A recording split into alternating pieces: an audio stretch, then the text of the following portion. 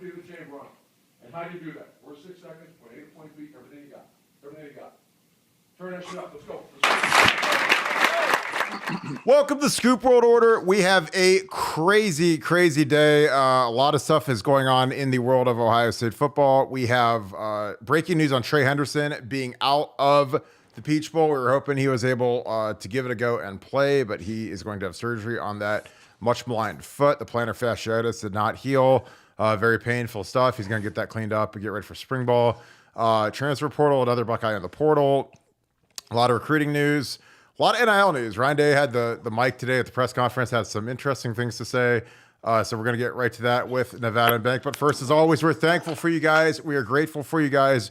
We are doing this every night leading up to the Peach Bowl. It is absolutely crazy right now. We're having a blast doing it. We appreciate you guys tuning in, getting some big audiences, a lot of questions. Appreciate you guys in the chat. Leave us a like. That really helps the video. And we really appreciate you guys for tuning in with us. And join BuckeyeScoop.com. That is where 99% of our content is. So we appreciate you guys.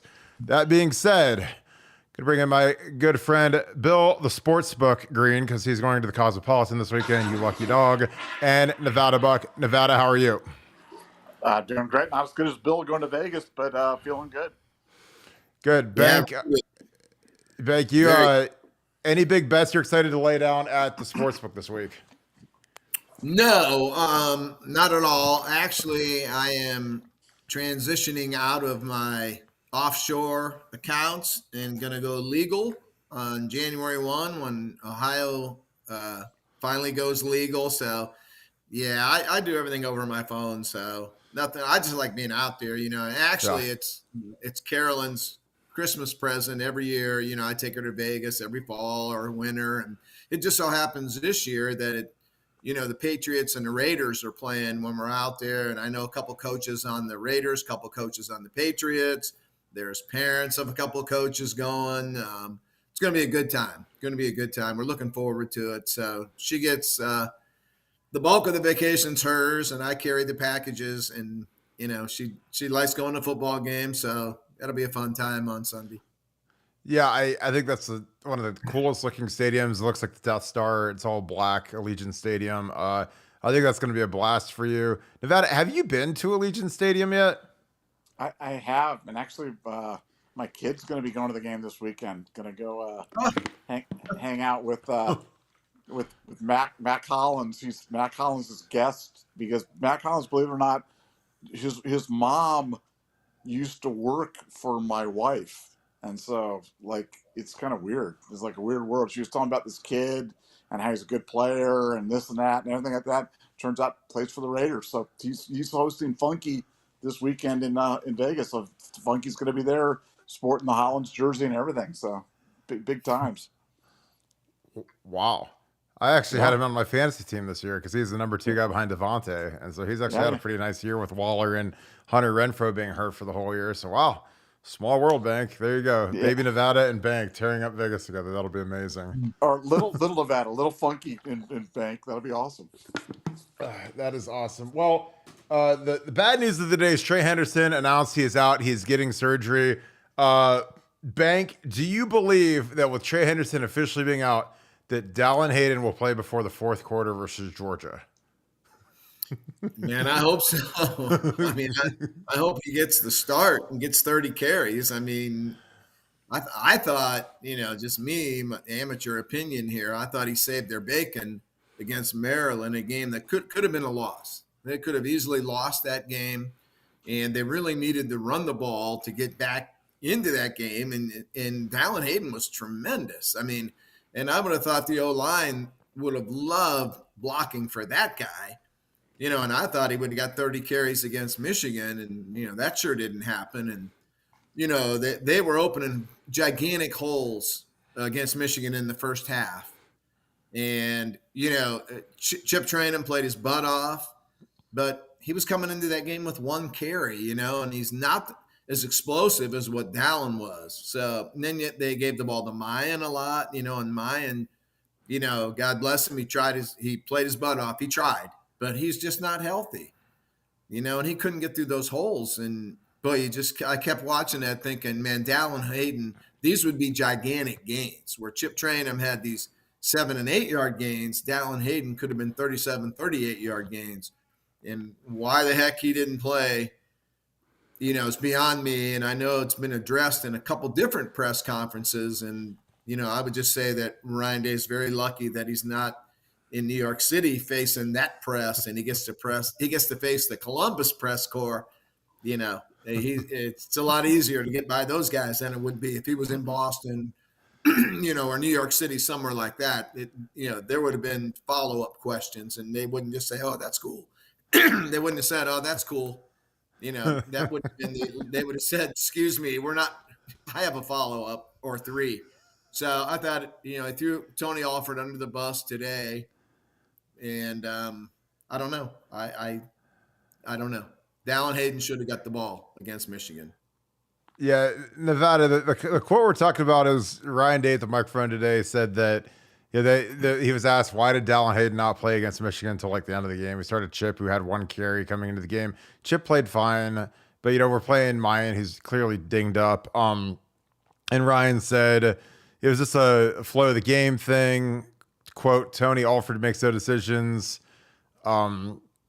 It's your reaction to that, because I thought that was kind of interesting that he threw that out there, because I thought Dallin should have started and played the whole game, because if there's a position where you can be a big time impact guy as a freshman, it's tailback. I mean, we saw Maurice Claret, Beanie Wells in 06 was a big part of our running game. I've seen it over and over again. If a guy's a really talented freshman, hell, Trey Henderson last year when he was a freshman was just phenomenal. Nevada, what's your reaction to that quote that Tony Alford makes those decisions on the rotation? Well, I mean, show me the lie. It's the fact. That's what we had this discussion on the discussion on the message board, and people were talking about who makes the calls on these rotations. And I'm like, what's the position coach? The head coach doesn't call which running back's going to be in, or which 3 wide receivers are coming out in a particular set. There's just too much going on. There's not enough time for him to get down to that micro level. So he wasn't lying when he said that those decisions are made by someone else. Now we get to the other issues. Was it the right decision? No, I think again, you're talking about Alford, who I think's fine, but Alford's the same guy who started Master Teague over Trey Sermon. And so the fact that he was making some calls, running a Mayan, Mayan when he's healthy is obviously better than Dallin, better than Chip, but he wasn't healthy, and he cost us some potential big carries against Michigan. And why Dallin wasn't getting more run in the Michigan game is like a complete mystery to me. But as for that comment, it was 100% accurate. Those were Tony Alford's decisions. He made the decisions. It was interesting to see Ryan Day, kind of pointed out, but like you said, he's got a very generous and kinder, gentler press corps that he gets to deal with here in Columbus. So he got away with that one pretty unscathed. Bank, you're shaking your head. Go ahead, please. Do you think when Nick Saban's in the biggest game of the year that the running back coach gets to put out whoever he wants, and Nick says, well, what am I going to do? What can I do? The running back coach put out who he wants. Nothing I can do. How about when Tony Alford says, I'm going to start Chip Trayanum, and you say, you have to go for drug testing, and I'm going to start Dallin Hayden, dude. Please. Well, are you on drugs? Nick doesn't call plays. That's the difference. Nick doesn't call plays. Don't you train him out there? Can't Ryan Day see that and say, why is our linebacker out there, starting the game? What are we doing? You're the head coach. You're responsible for everything as a head coach. This, again, reminds me, Kirk and I talked about this today, when Ohio State got blasted by Clemson in that bowl game, 31-0. Tim May's question to Urban Meyer was, it seemed kind of strange that you threw the ball on 19 the first 25 plays. And Urban Meyer said, we did? I didn't realize that. It's like, dude, are you at the game? You know what I mean? Did you miss the first quarter? You got caught in traffic or what? You're the head coach. You're responsible for everything. So, especially the starting running back, when you see a linebacker who had carried the ball one time all year, I mean, that had to have been discussed. Like, hey, I'm going to start Chip. Hey, that's a great idea. Or Yeah, what are yeah, you but doing? yeah, but Are you, you know, I just don't see, like I said, the Chip thing. I mean, what did Chip average? 6 yards a carry or something? I mean, Chip wasn't the problem against Michigan. Now, whether Dowland could have broken bigger runs or who knows? We'll never know. It's one of those unanswerable things. But Chip didn't have a bad game. I mean, he played he well. was okay. He was okay for a Yeah, guy that had never played, hadn't carried the ball all year, and had been with the linebackers most of the year. I mean, to me, well, that's a strange call. it's not, Why didn't it's you go not. to Trip? But wait a minute. Why didn't you go to Chip in the second half of the Maryland game? Again, I'm not going to sit here and defend the decision. I'm just saying the Chip decisions. Trying to say that mistaking responsibility for something and making the calls. It'd be like, well, Ryan Day is going to make the call as to every wide receiver that's going to be out in the field in every set or every Yes. defensive lineman. You're telling me that Ryan Day is making the call as to who's going to be out on every play? Got no chance. No, you That wasn't clearly every play. He started the game. That wasn't every play. He started the game. So obviously that No, was discussed. we're talking about the rotation. We're talking about who gets out, who goes out there in the rotation. I don't believe that a head He had coach 12 carries. who's calling plays is making the call. Nah, I I don't believe disagree. I don't believe he's going X, Y, 4-7 press. And by the way, get me in there. I want So you're saying he didn't know who the running back was? He just didn't. He wasn't aware. I didn't say he wasn't aware. I just said that's not. Then he I don't signed think off on it. I Then don't. he signed I off don't. on it. Yeah, I You think he can't signs blame off on it. Alford when the guy got 12 carries after the 6th, 7th, 8th, 9th, 10th carry. Ryan Day's like, this is the way to go. I'm not saying that, but again, I just thought I didn't watch that game and thought, man, Chip is killing us. His 6 yards of carry is really killing us. Okay. Then in the press conference, Ryan Day should have said this was the right move. It was the absolute right move to play Chip Train, and he didn't do that.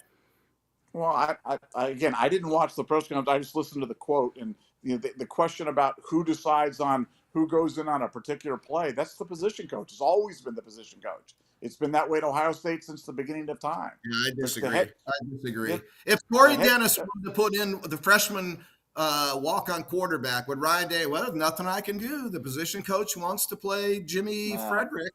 No, you're using he went along with it. Ryan Day totally signed off on that. You're using an extreme example, and my point is the head coach does not make the individual calls on a play-to-play basis about who's on the field. It's impossible for him to do that. He absolutely signed off on Chip Trainum getting 12 carries. He 1,000% signed off on that because after one or two of them, he would have said, "Get Dallin in there," and he never did that. No, but that's not that. You're conflating two different issues. You're saying, going with something. I'm talking about on a play-to-play basis on who's on the field, as opposed to an overall strategy about what they're going with. I mean, I don't know. Do you think if they would have said before the game, if Hartline would have said, "I think we need to get Marvin out of there and we need to go with Jimmy Johnson instead"? I mean, yeah, position coach decides that's what we have to do. I would have thought deciding who the starting running back would be for that game would have been a huge topic of discussion between Tony Alford and Ryan Day. I think they would have discussed that. I'm sure it was. And again, it's not like Ryan signed off on it. You're talking about Dallin Hayden like he was O.J. Simpson or something like that. I mean, Dallin Hayden was fine. They decided they wanted to go with a bigger back. Dallin Hayden also has had a problem fumbling in practice, and I think they were really worried about him fumbling. That's a bunch of bull crap. They've been talking about that all year. I mean, that's bull crap. That's not bull crap. They were in trouble against Maryland. They went to Dallin Hayden. Weren't they scared of him fumbling against Maryland? They didn't have any choice. Wait a minute. They could have played Chip Trainum. You're so all over the board here. It's ridiculous. Chip was hurt that day. That's why he didn't play. Chip had a pulled hamstring that week. That's why he didn't play. I'm glad he got healthy quick. Yeah, that happened. Well, Ryan Day 1,000% signed off on it, and that's fine. That's his job as the head coach. All right. So who are your issues starting in the Peach Bowl at running back? Well, you're going to start mine if he's healthy.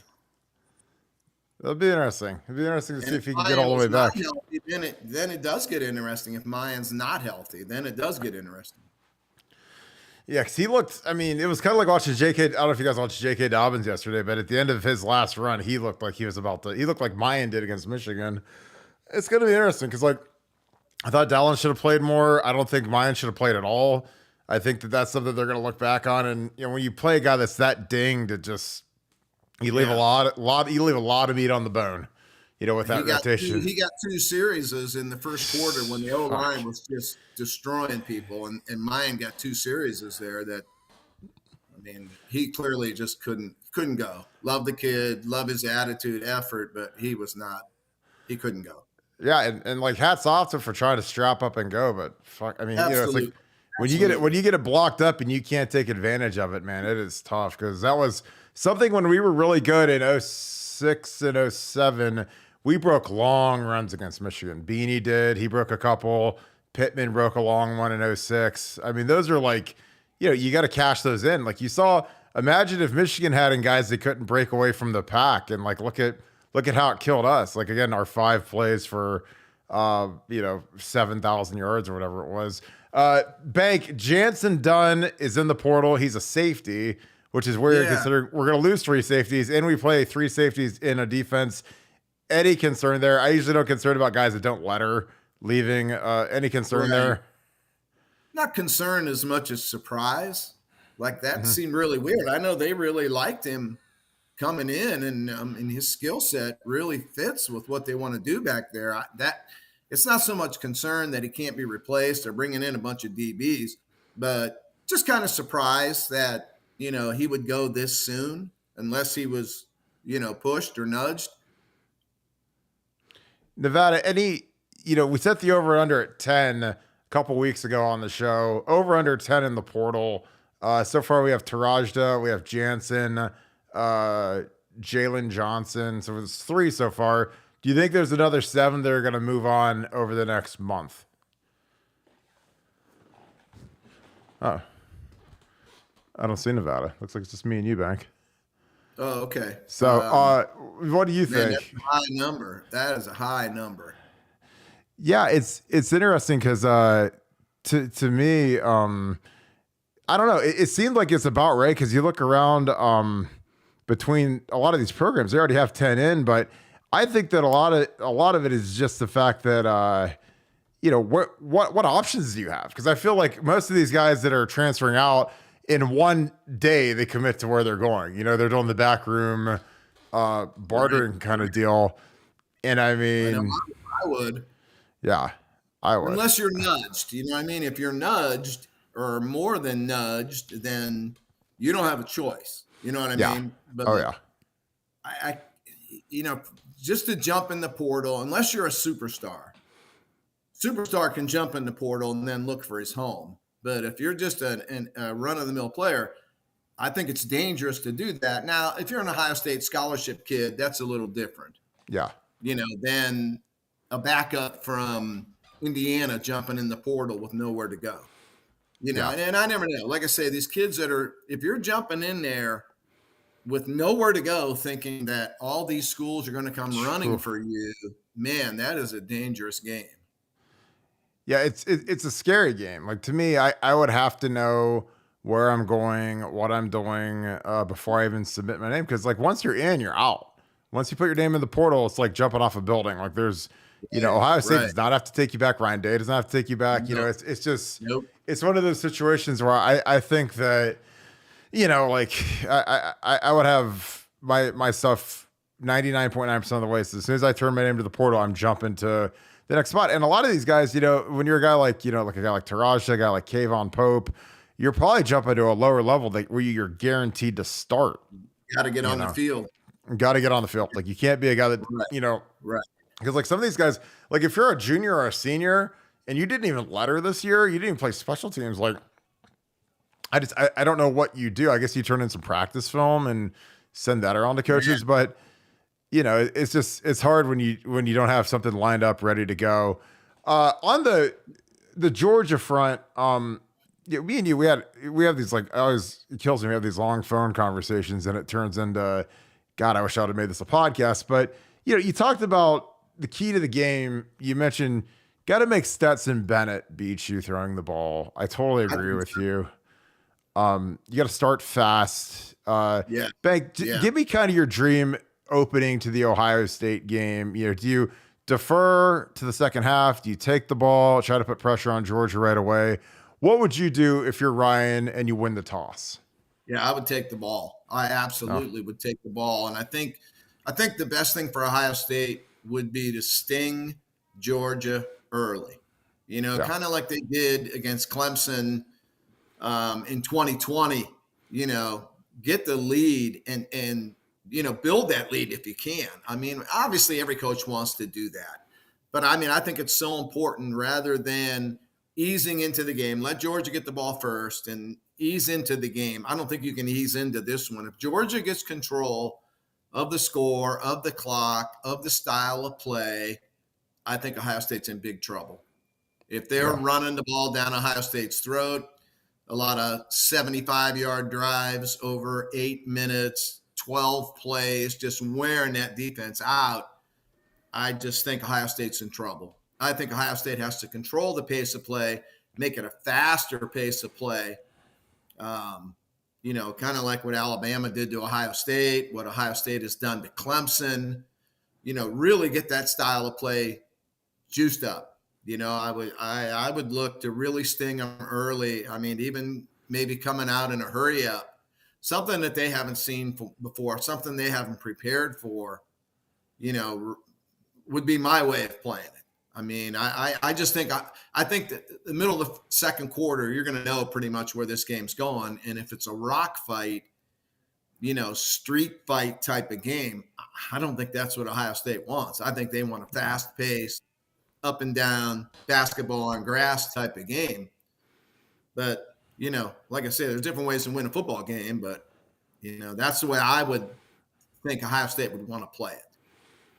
Yeah, I think that in a game where they have a huge advantage on the defensive line, especially the interior, and they're really deep on the defensive line, go fast. Because if you go fast and you don't substitute, then they can't rotate those guys out. And those guys Right. hate Right. that. Jalen Carter Yeah. and those guys, they're phenomenal players. But, you watch an NFL football game, they dress 7, 8 defensive linemen, and those guys all play. They all Yeah. rotate in. It's not, you don't Yeah. get Chase Young or Nick Bosa for 75 straight plays. Like those guys are rotating in and out, staying fresh. And when you go fast and no huddle and they can't sub, then all of a sudden those guys aren't used to going 7, 8, 9 plays in a row. And you run some little quick, easy plays where they have to run the field laterally. I'm telling you, I think that's the key to the game. I would do it. You have to help Matt Jones or whoever ends up playing right guard. Yeah, I think Matt's trending the right way Wow. to getting right. I don't know. I pray to God that he can play because, Enoch and Josh aren't ready for it. I don't think after watching them in Michigan, it was their first start. They both struggled mightily. And the Michigan interior guys aren't anywhere near what Jalen Carter is. No. So, No. you need Matt to have the game of his life and just come off the ball and just, sting him. And honestly, I think you have to run the ball.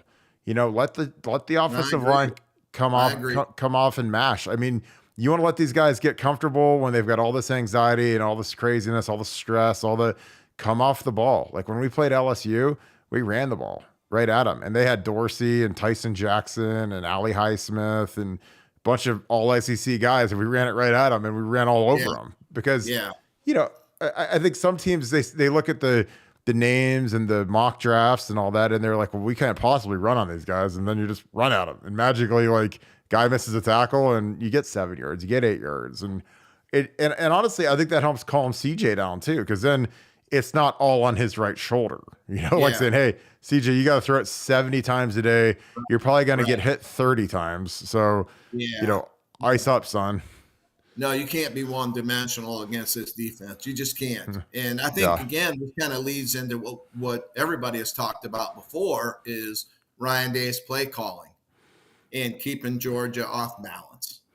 He's really known as like a special play caller, and I think a lot of Ohio State people would debate that. But he's known nationally as one heck of a play caller, and this is a game where he has to be on his game. That chess match between Ryan Day and Kirby, I mean, that's huge.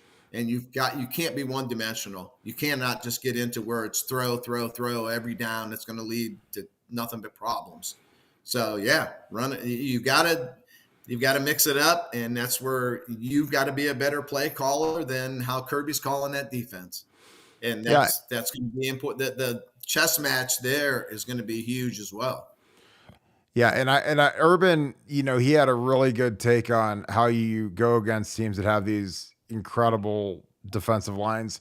You got to have about 15 to 20 plays, in the script that you don't have to block anybody, like nakeds, sprint outs, bootleg. You move the pocket. He's not just standing there like a statue where, if one guy misses his block, he gets drilled by Jalen Carter or one of these fantastic ends they have. You got to move the pocket. You got to make it hard on him. You can't just have him stand there.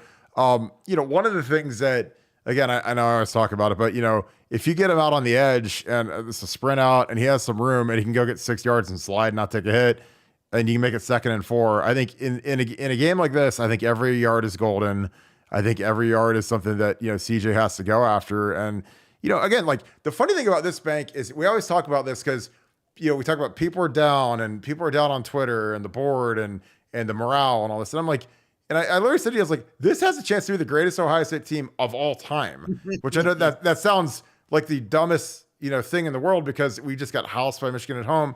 But these guys literally have a chance to be the greatest Ohio State team ever because they're going to play Georgia at Georgia, and then they could play Michigan in Los Angeles for the title. Yeah. And if they, and obviously, I don't even like saying the second part out loud because I'm not trying to jinx or whatever, but it's like, think about that opportunity. Like, think about if they pulled that off after the lowest of lows. And, again, like, I think people are cautious because we played Michigan last year and got housed. So people are like, oh, well, there's no way they're going to beat us this year at home with CJ Stroud's last home game. And there's no way it's going to happen this year. And then we get housed again. So these guys really got to dig down deep and figure out what they're made of because, they have the opportunity of a lifetime to play a Georgia team that's the best team in the country, but they're not what they were last year in terms of their overall stature and physicality. And last year's Georgia team lost the SEC championship to Bama. So, I mean. And how did Bama beat them? You know what I mean? Bama threw the ball. They threw it all over them. You know what I mean? They stung them early with wideouts, Jamison was tremendous, and Bryce Young was great. But Ohio State has those kind of guys. You know what I mean? They've got the QB. They've got the wideouts. So that was kind of the key in that SEC championship game. Bama just got on skates, and Georgia never could get a handle on them. And there's no way Stetson Bennett, much as I like him, he's not the guy you want in a 45-40 game. Bama got there 45. Georgia just could not keep up.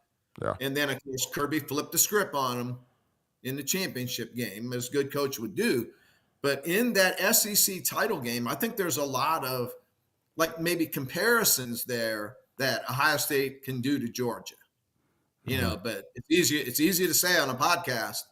A lot tougher to do on the field. But yet that's kind of, I think what they need to do is that type of offensive approach. I mean, Bama took a lot of shots in that game, a lot of deep shots, and they hit them. Jamison was tremendous in that game. Yeah, I think that's the recipe, man. I think that, you got to take off and again, like we have, in my opinion, 2 of the top 5 receivers Marv's probably 1 or 2. And then Emeka, I think, is in the top 5 to 10 easily. And he's a kid that, if Marvin wasn't in front of him, I think a lot of people will talk about Emeka, about how proficient he is, how good he is. I think he's tough as nails. He's a guy that, again, I always say this every podcast. He's like Robert Woods. He's like Amon-Ra St. Brown. He's a guy that you could give him the ball on one of the press pass, just sweeps, get him on the edge, let him go get 6 or 7. He's a tough kid. He's not made of porcelain. He's not going to get hurt. I don't know, because you got to get creative, and I think when there's plays where you can get their defense moving laterally and they have to chase and they can get a little gassed, I think it's huge. I think they've got some interesting dynamics in that their fan base is more concerned about buying tickets to Los Angeles than Atlanta because they think they're just going to walk through the Buckeyes. And as you and I agree, Ohio State's the number 2 team in the country because the ultimate poll, the Las Vegas Sportsbook, has them as the number 2 team to win the odds. And Bank, explain that a little bit. Because again, you said that to me today and I was like, damn, you're right. 3-1. Like, I mean, those guys, they don't play in Vegas. There's no feelings. There's no, well, these guys lost and this was a good loss. It's basically who has the best odds to win the title. Talk a little bit about that in Vegas and where they rank the Bucks right now. Yeah, because the committee right now ranks Ohio State as the 4 team, which is not exactly them saying they're the number 4 team in the country, but it kind of is. You know, so say they're the number 4 team in the country, according to the committee. Well, if they beat Georgia, then they're going to play either number 2 or number 3. So committee logic suggests that 2 Michigan or 3 TCU should be favored over Ohio State if Ohio State's the 4. I mean, that's just like committee math, but that's not Vegas math. Ohio State would be a 10-point favorite over TCU. And they're going to be favored over, even though they've gotten blown out 2 in a row, they're probably going to be a 2 or 3 point favorite over Michigan on a neutral field, even though they've gotten murdered by Michigan the last 2 times. So if Michigan's killed them twice, Michigan's 2, Ohio State's 4, you would think Michigan would be a 10-point favorite in this game. Nope, not going to be that way. Ohio State will be the favorite. So that tells me Vegas has Ohio State as the number 2 team. And they're backing their opinions with money, not just whatever. The committee does. If the committee's wrong in their ranking here, it doesn't really matter. They're not going to get fired. They're not going to lose their jobs or their homes. If Vegas is wrong in there, they do lose things. They lose cash, lots of it. So that tells me that Las Vegas sees Ohio State as the number 2 team. Yeah, I mean, how long are you going to be able to work for MGM Sportsbook if you consistently are wrong on your lines and you keep losing us a ton of money? I mean, are they going to keep you employed because they like you or because your brother's an athletic director somewhere and they want to put you on the committee, or they just put a bullet in your head? No, the committee, you can be wrong on the committee and you'll come back next year. You're wrong often at the sportsbook. You're sweeping the floor instead of setting the odds. Yeah, exactly. You're not on the computers. Going to talk a little bit about some of the recruiting stuff because you had some really interesting stuff. We're going to start at the quarterback, because we don't have a quarterback. It's almost like fantasy football right now where people are going like, don't take a quarterback till late. Don't take a running back because 0 running backs, all receivers. Like, we've got great receivers. It's almost like a fantasy football strategy. We have no running back and no quarterback. So this is like you're in the 15th round of the fantasy draft right now, trying to find a 3rd down back to play as your starting running back in your fantasy team. But Lincoln Kienholz is a kid that a lot of people probably thought would have flipped by now. Any trepidation? I know that we're sending the contingency out west to go see him, but any trepidation there that we could end up with no quarterback in this class? Yeah. I mean, I've got a good connection to the Washington staff, and they feel really, really good that they're going to keep Lincoln Kienholz committed. Now, every staff feels that way. Everybody thinks their guys are solid. But this is not happy talk. They really feel they're going to keep that kid. But, the kid hasn't had Ryan Day in the living room yet and Corey Dennis. So I still give Ohio State a fighting chance or a puncher's chance. But like you said, the conventional wisdom was as soon as that kid got the Ohio State offer, he would have jumped it. And he has not done that yet. So if you don't get him, then, I don't know, because Dylan Raiola's not coming for a while. So, and injuries can happen. Things can go wrong. I think even if they do get Lincoln Kienholz, I kind of think you might want to take a portal quarterback if there's someone there that can play. Just to take a body, I'm not doing that. If I know the kid cannot possibly help me, what's the point? Yeah. But if there's somebody that can help you, man, you might want to take them because, there's going to be an interesting battle in the spring between McCord and Devin Brown. And what does the loser of that battle do? As much as Ryan Day will try to prolong not naming his starter until fall, kids know. You always knew what the depth chart was, whether they told you or not. You knew. Oh yeah. No, there's the quarterback is interesting right now. It's an interesting deal. How much? And again, I think I know what your answer is going to be to this. How much does the lack of a quarterback being in this class have to do with the number 1 overall player in the entire world the next year coming in Dylan Raiola? Yeah, I'm sure it means a lot. Oh, And then when you look at, McCord and Brown have waited for their turn, and it's like, man, when am I ever going to get to play there? I still think they can get this Kindholz kid. I'm not saying it's over and done with there. I still think, let Ryan Day get in that living room and work his magic. So, but if they don't get him, then man, what do you do? You need to take one in every class, but boy, you hate to just take a body that cannot play. I mean, yeah. to me, that just doesn't make sense. Unless you have to take a body and hope you're wrong on him and he can play and you can develop him and coach him up and hope you never have to use him and you hope Dylan Raiola is ready to go as a true freshman. There's a lot of variables there. I mean, I don't like skipping any position in any class. Same with running back right now. Your running back room may look stacked until it doesn't. And a few weeks ago, you saw that. You saw that Oh. stacked running back room all of a sudden not be so stacked. So, yeah, I would not skip quarterback. I would not skip running back. Well, yeah, and with the portal, I mean, after the spring game that Evan Pryor had last year, they were scared to death he was transferring out. Like, I know that for a fact. Like, the people in the Woody Hayes were scared to death he was gone. So, they had to fight and scratch and claw to keep him there. And then all of a sudden, tears his knee up, and then Dallin Hayden steps in, and then you move Chip in, and that's a crowded ass room, man. I mean, you got, you got four guys that started games this year for Ohio State. And that doesn't count Evan Pryor, who, if Evan Pryor doesn't tear his knee up, he probably starts the Maryland game over Dallin Hayden. But yeah, that's the thing about depth nowadays with the portal is it's an illusion. It's kind of like Bama thought they had Tommy Brockermeyer ready to go at left tackle, the 5-star number 2 player in the country. Portal's out. He's gone. So it's going to be interesting to see if you would think that they would add a running back to this class. Which name? Obviously, for about 5 seconds, people thought Jamarian Wilcox would be it. Doesn't seem to be trending that way.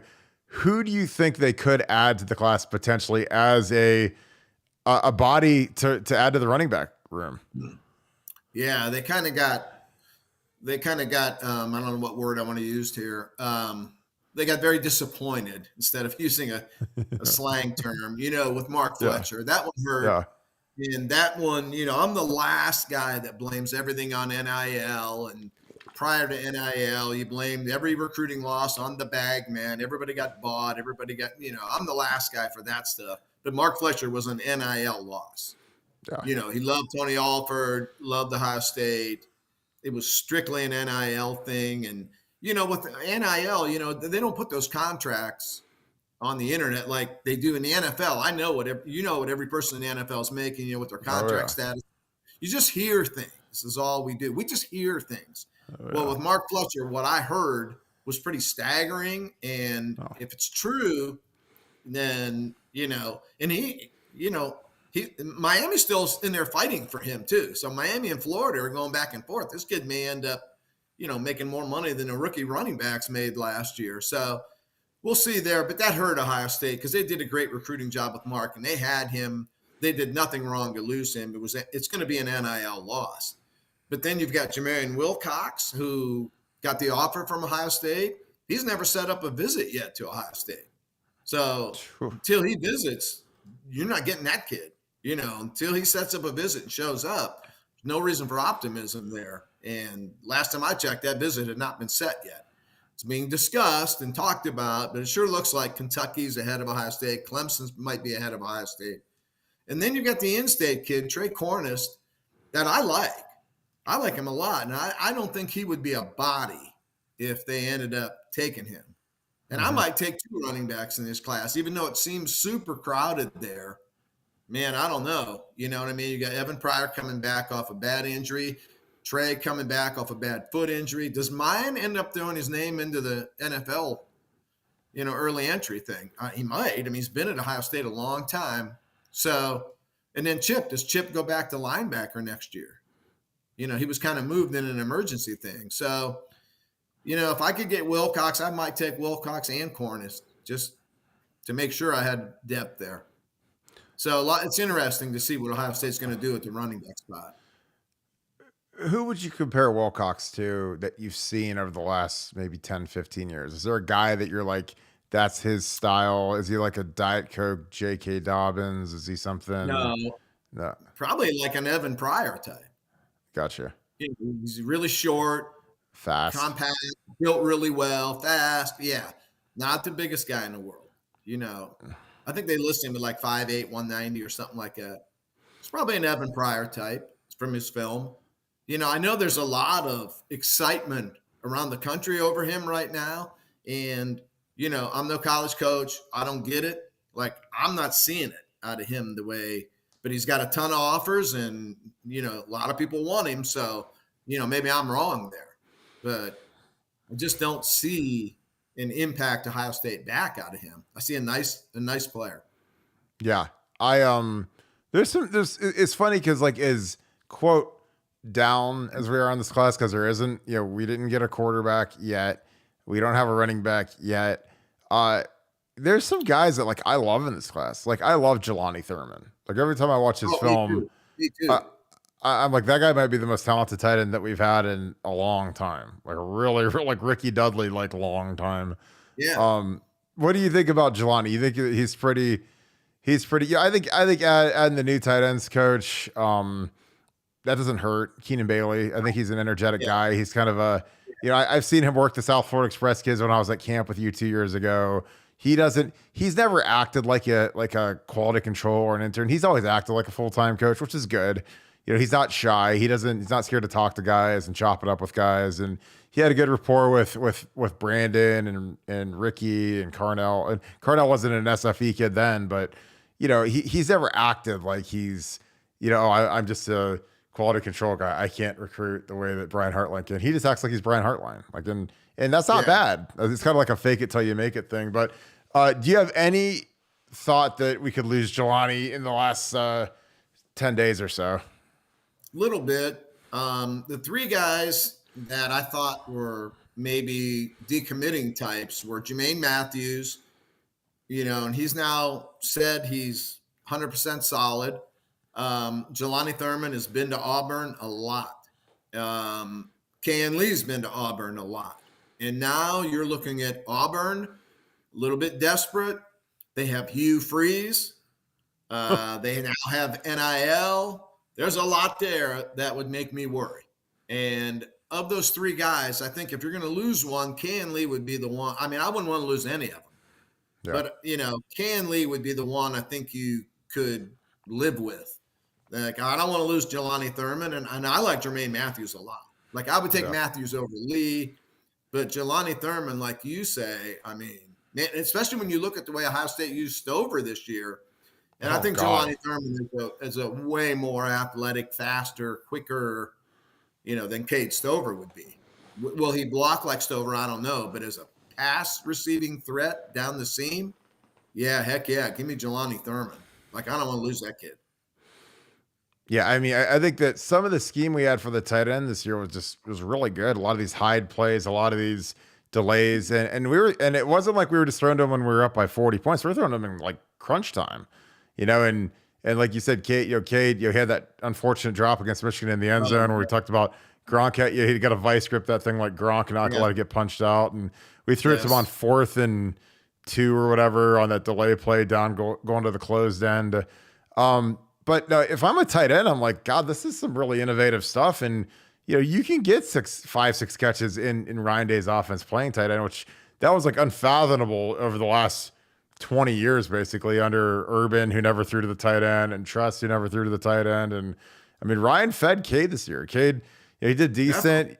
Definitely. He had some drops this year, which hurt us, it killed us. But, I mean, he also has some big catches, so I think that if you get a guy who's, as talented or more talented or a better athlete, then I think you could really do some damage there. Because we're starting to use we used more 2 tight end sets this year than I've ever seen in the history of Ohio State. 2 and even 3 tight ends. We'd put in G. Scott with we put Mitch Rossi in, and Yep. Cade. So, I mean, if you're a tight end, like, and again, I don't know if that changes with Kevin Wilson leaving, because Kevin Wilson was the OC. So, when the OC is the tight ends guy, and all of a sudden it's like, all of a sudden we use tight ends way more. Like, I think that might have something to do with it. Anything else? The last thing we'll hit on, and we'll wrap this thing. The D ends is something that has just been. It's been like, Keon Keeley's off the board now, off to Bama. Doesn't surprise anybody. Mateo, Damon Wilson. I mean, Josh Mixon seems like he's in the boat. Maybe silently. I mean, he's the guy that he hasn't committed yet, but I just can't see him decommitting from LSU, not becoming a Buckeye. Yeah. Damon Wilson. Percentage on the Bucks. Are we down to 10%, 20%, 0%? I mean, it seems like he's barking, bleeding bulldog, red and black so far. But what are your thoughts on Damon Wilson? Yeah, I talked to the SFE guys and to kind of see what their vibe is, and they know guys down south real well. So what they told me was NIL absolutely a factor here, but the NIL money that we've seen thrown about is ridiculous. That money is not and this is what I'm being told. I don't know. I don't see the contracts, if there are even NIL contracts, but they just said Kirby Smart is not going to promise that kid $3 or $4 million, bring him into the, possibly two-time defending national champions and totally upset his culture by giving an unproven kid more money than anybody on that roster could think of making an NIL. So I don't believe the money is accurate, what we're hearing, but I do believe NIL is a factor here. I was also told that Jim Knowles' stand-up position doesn't really appeal to him, although that surprises me because I think he does fit that position better than Jack Sawyer does. So that really surprises me, that position specific would be an issue here. But I'm just going by what I was told. So, and then in terms of, is it over? I don't think it is over. I don't think it is. I mean, he doesn't seem like a game player to me, where he's dragging this out for the attention. He knows he's going to go to Georgia and he just wants to tease everybody to set up. He's not that kind of kid. So I think there is still a window for Ohio State. I've had him to Ohio State for a while in pencil with the eraser ready. I'm now switching it to, I think it's Georgia now, but still in pencil, not pen, not permanent marker. I think Ohio State still has a shot here. I don't think it's over, but you put a gun to my head, then I'm going to say I slightly think it's Georgia, but I could flip that back tomorrow if I hear something different. And like I say, with Mateo, I've always thought USC made the most sense because of the proximity and the music scene. And I had somebody that I really trust out west tell me today that USC is running third here, that it's OSU, Oregon, which makes me think if it's OSU, Oregon, I think OSU will get that kid. If what I'm told of USC running third, and I think development is the key here over NIL, because I think Big Dave has seen older son not be developed. And, where's that kid headed? Well, he's going to want the younger kid in the absolute best situation to get that kid developed for the NFL. And I think Larry Johnson can win that one. Yeah. I mean, I think that you nailed it. I mean, the funny thing about DJ Uiagalelei is he is the first guy to get the first huge NIL deal, because he had that big Dr. Pepper deal at the start of last season. Right. And he was the poster child for NIL. He was on national commercials, Heisman favorite. And again, like, that's great money. I don't know if it was $500,000 or $1 million or whatever it was to do a national thing on Diet Pepper. And it just it was like he signed that contract and it was just like the wheels fell off the wagon. And it's like, instead of waltzing towards the NFL as a third-year junior number 1 overall pick, he's in the portal and he doesn't have a home yet. So he's trying to figure out who's going to take him, where is he going to go, what system fits him. And again, like, he's a guy that, going into his freshman year, he was fantastic, obviously. I love him. I love the talent. Yeah, with Trevor Lawrence. I mean, last year you picked Clemson, I think, to win the national title based off of his talent alone. You know, and you weren't. I mean, but you weren't alone. I mean, we thought he was the next Trevor Lawrence. We thought he was the next phenom quarterback.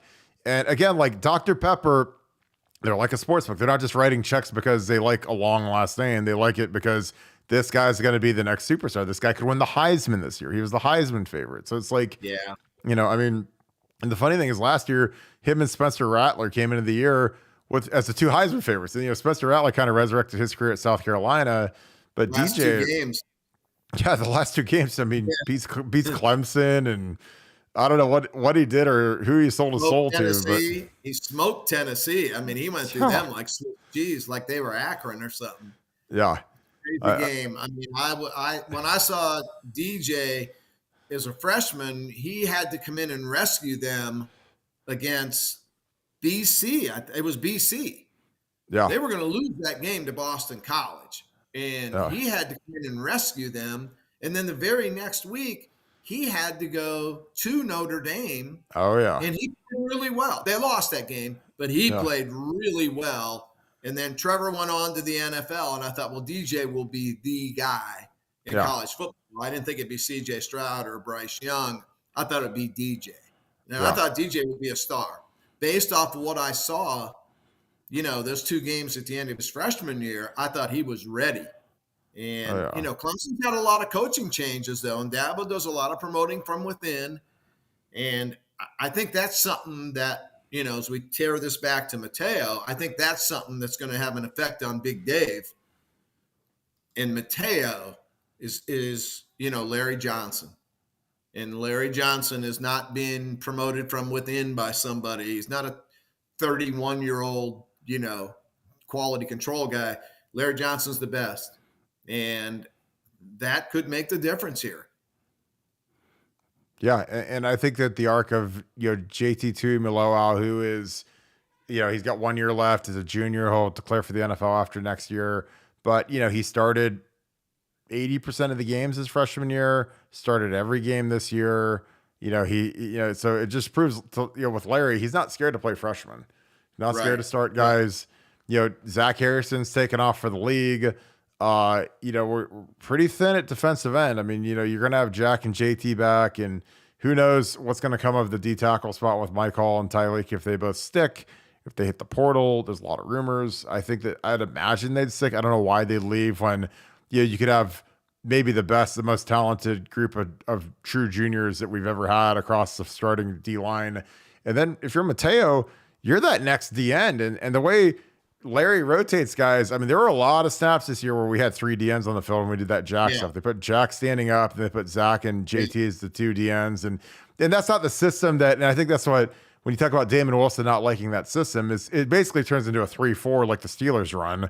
So your ends they're tighter, they're more head up, they're more run focused, you know, and then Jack Sawyer has to kind of read the guard and figure out what hole he's going to hit, or if he's going to go with the pulling guard. And like, I've studied the nuances of playing the Jack position probably more than anybody, probably more than Jack Sawyer himself. So, you know, it's not a super glamorous position like people make it out to be, because you got to go take on a guard that weighs 320 pounds and is pulling around to kill you, you know, and you got to go chop his knees, or you got to do something to keep him off of Tommy Eichenberg and Steel Chambers. So it's not like, you know, it's not like the thing you sign up for when you're like, man, I want to be this Chase Young, hand down, ass in the air, sprinter stance.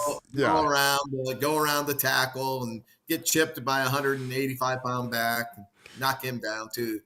Yeah, because that's the Nick Bosa, Joey Bosa, Chase Young mold. And honestly, I think that we need more of that. We need more of that. Those looks where these guys can just tee off and go rush the passer and not do all this exotic stuff when you don't have to. Like at Ohio State, like this is an Oklahoma State. You've got guys that can win. You just got to let them win. You can't do all this. You can't have them dropping into coverage and doing things to try to fool everybody. Because like when you've got better players, you don't have to fool people anymore. You know.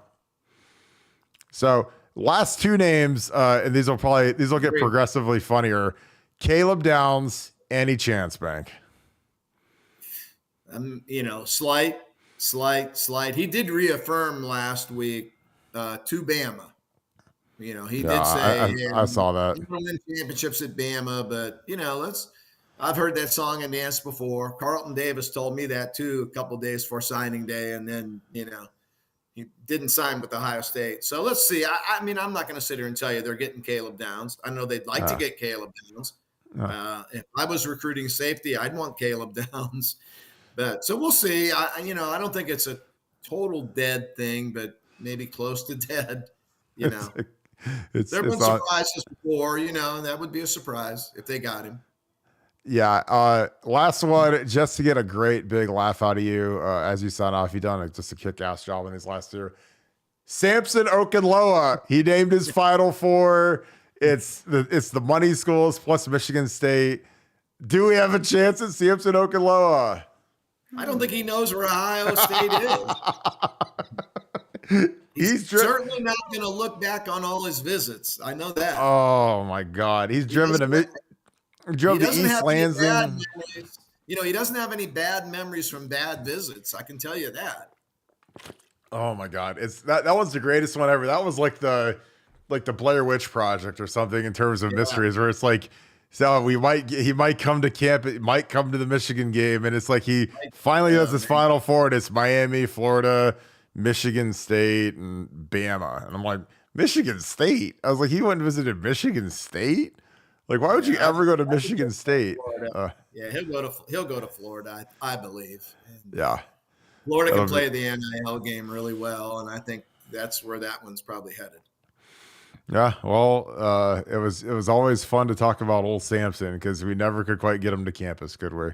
So, any parting shots, Bank? You got the Bank chat tomorrow, and then you get to load up the jet and head out to Vegas and enjoy yourself. I hope you have a blast. Any parting shots, Bank, for the night? No, nothing really right now. We're just if you're an Ohio State fan, your team's playing they're in the finals, man. They're semifinals. They're in the dance, and that's something I think that's always something to celebrate. Ohio State's only got 3 titles in the last 50 years. So when you're in the dance here, this could be number 4. I mean, they're a 6.5-point underdog to Georgia. It's not 26.5. Yeah. Okay. 6.5 point is, those underdogs win. The 26-point underdogs, they don't ever win. The 6-point underdogs, they win those games. It happens. It can happen. So there's a path. I think people should be more excited than what they are, but far be it from me to tell people how they should feel, and I understand the double kicks to the nads from Michigan hurts, but maybe we're going to see number 3. Maybe they get that ultimate, the ultimate revenge game. Yeah. We'll see.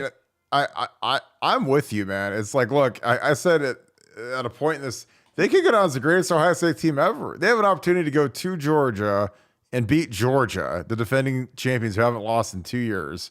And they have an opportunity potentially then to go play Michigan for a second time and right the wrongs. Like, you don't get opportunities like that in life, like ever. So I mean, we'll sell some sweatshirts. I'll tell you what, you might want, fuck.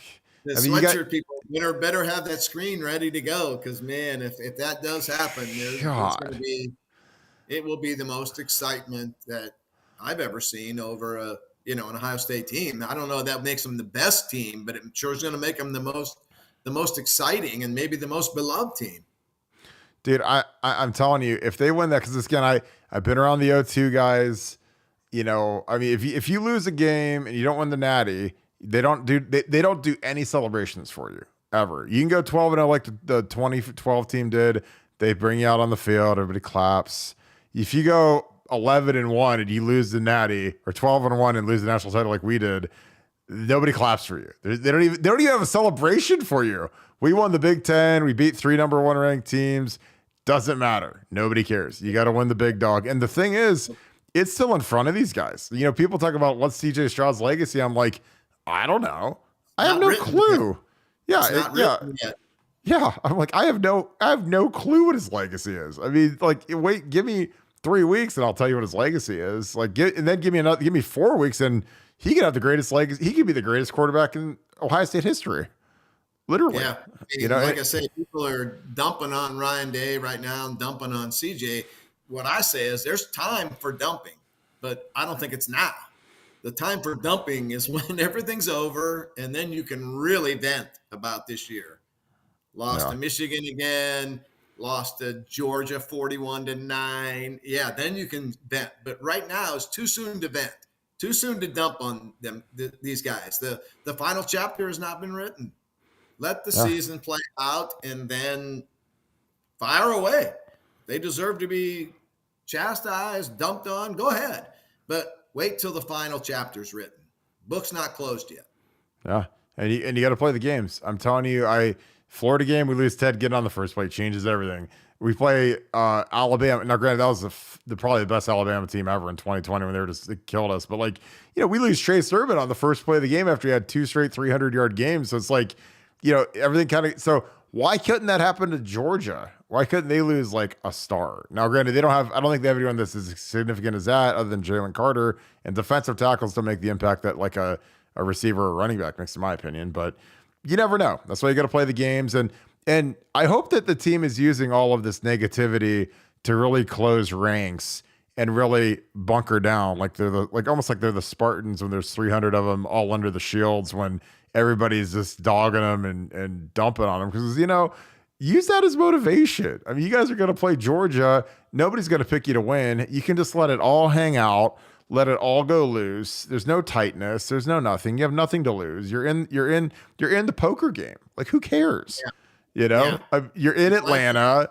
You're playing Georgia. It's like, fuck. I mean, let's let it loose. I mean, you've seen this in Super Bowls and you've seen this in national title games where the underdog comes back and wins. It was like, again, we played Bama in 14. Nobody picked us to win that one. Derrick Henry, Amari Cooper, Cam Robinson. Really. They were getting beat up early too and made a huge comeback. So and you just let the stuff play. That's my parting shot. Let the stuff play out and then praise them or crucify them. But know what you're talking about because it'll be over then. It's not over now.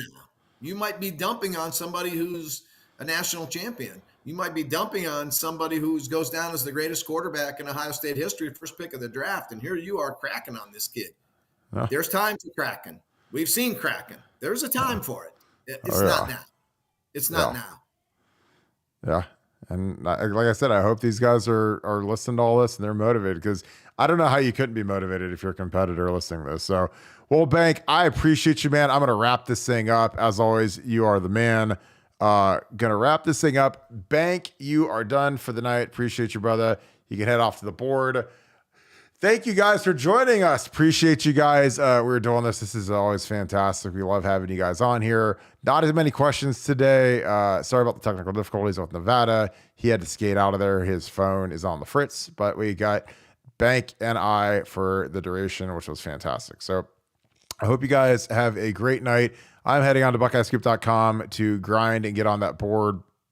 Talk to you guys again, guys. I think we need, to support these guys. Again, these guys got whipped pretty bad by Michigan, and then they got whipped even worse by their own fan base. So why don't you try to be the best damn fans in the land and support these guys? Say, hey, guys, we got you. Go let it all hang out. Screw it. What's the worst that can happen? You lose. I mean, it sucks, but it's just part of the gig. I mean, Tom Brady's lost Super Bowls before. Michael Jordan lost in the playoffs before. But you got to show up and you got to go get after it. And again, our talent is extreme. Like we have the best set of receivers in the entire country. We have one of the top 3 quarterbacks in the country. We have a great set of tackles on the O-line, a great center. Defensively, we have talent all over the place. And I know the Michigan game was disappointing and it was a blowout, but I think we've learned a lesson from that. I think we learned that, we're a little too hyper aggressive. Couple guys didn't make plays. It was kind of a Murphy's Law game where some things went wrong and stuff happens. And when you call the perfect play and guys don't execute what they're supposed to do, it's hard. It leads to long plays, especially when you run that super aggressive defense that Jim Knowles likes to run. So, but I'm excited about it. I'm excited to see the plan that we have. I think our guys are going to be hungry. Get down there to Atlanta, support them. Have a great night. Appreciate you guys. If you enjoyed this content, please leave us a like, comment down below. Who needs to step up for the Ohio State Buckeyes to beat the Georgia Bulldogs? I'm going to say Matt Jones. I'm going to say whoever's in at right guard against Jalen Phillips. Jalen Carter. Jalen something. 88. Superstar. Best player probably on the entire field. Defensive tackle for Georgia. He's a werewolf, man. And we got to have whoever's playing right guard. We got to be ready to rock and roll. Donnie Jackson, made first team All Big Ten. You know, he's got to be ready to rock and roll because those guys got to carry it, because that guy, he gets upfield, super twitched up. One of the best pass rushing defensive tackles I've ever seen. Scouts are saying he's the best pass rushing defensive tackle since Aaron Donald. So we got to step up and be ready to block him. So leave your comments below. Appreciate you guys as always. Thank you so much, Buckeye Nation. And thank you, Scoop family. I hope you guys have a great rest of your night. See you guys on BuckeyeScoop.com. We have the all-day legendary Bill Green bank chat tomorrow, Wednesday, before he gets a little R&R out in Vegas. So tune into that. That'll be an excellent day. Appreciate you guys. Go Bucks. Beat the Bulldogs. See you on BuckeyeScoop.com.